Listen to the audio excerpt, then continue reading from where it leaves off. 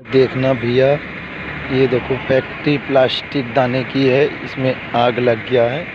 रात के लगभग 3 बजे हैं और ये फैक्ट्री की लोकेशन है बागनान से जो आमता रोड, आमता में। देखिए ये यहाँ पर कार्रवाई की जा रही है। पानी का फुहारा छोड़ा जा रहा है। यह एकदम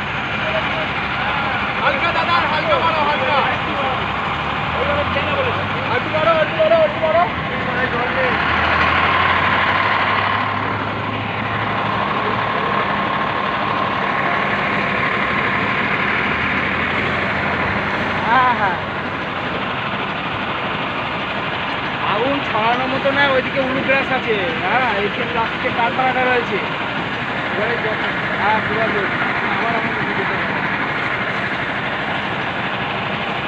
হ্যাঁ, এখানে 3টে গাড়ি, একটা রিলে সিস্টেম করছে।